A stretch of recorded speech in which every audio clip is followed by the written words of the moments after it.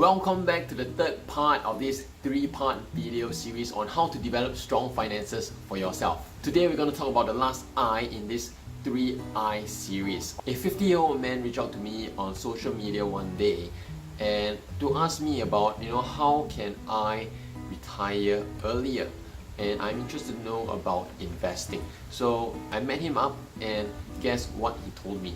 So here's what he told me. He has about $20,000 worth of savings.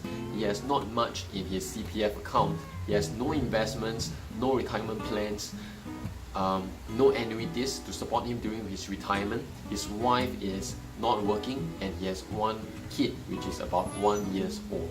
And he asked me, how can I retire in 10 years time? I gave him several suggestions, and one of them is investing in a retirement plan.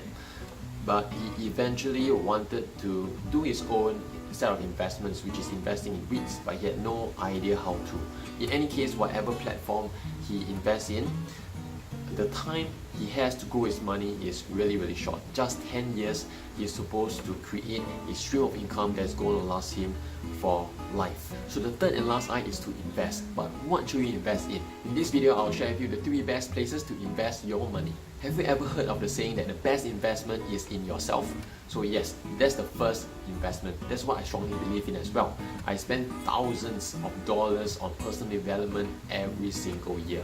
Even when I had no money, even when I was serving the army, I was spending thousands of dollars on personal development, on courses, on books, just to increase my knowledge. Here's a tip: don't just learn, but also apply the knowledge as well. That way you can retain the knowledge, and who knows, you may make some return on your investment. The reason why I invest so much in personal development courses is because I know that when my knowledge improves, and once I apply the knowledge, when it becomes sustainable returns, I know that my income increases as well.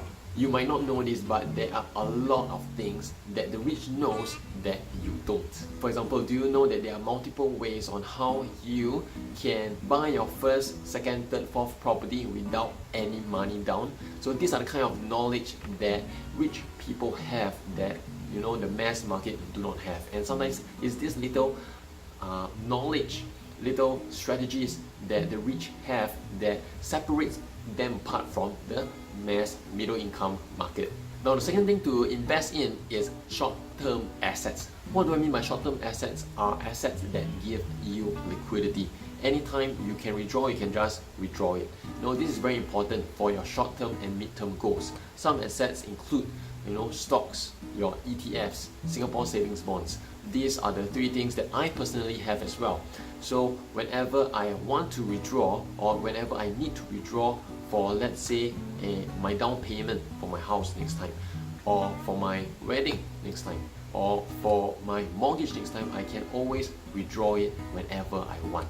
The last type of asset you want to invest in are long-term assets. Long-term assets are assets that you are holding on for the long term for your long-term goals, like your retirement. Okay, one example is like your properties. Another one could be your mutual funds, your unit trusts, your retirement plans. Basically instruments that are not necessarily the highest returns but can give you sustainable income streams. So in summary, the 3 best places to invest your money is in yourself, short-term assets and long-term assets. And you want to start ASAP, you want to start now, because I'm sure you don't want to be like the old man that I've met who not only has very little resources, $20,000 worth of savings, but also has 2 dependents to depend on. And not only that, he only has 10 years left to create a sustainable stream of income for the rest of his life. So that is why it is important to invest now. And that is also why it is so important that investing is a crucial part in this 3I factor of how to develop strong finances for yourself. Of course, if you want a more tailored solution, you can always seek your trusted financial advisor.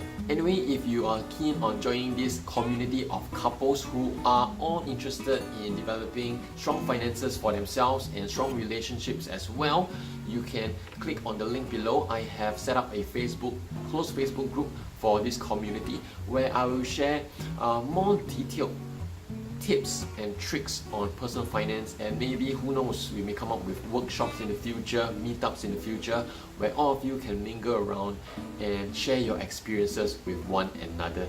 So if you're interested, click the link below and I will see you soon. Bye bye.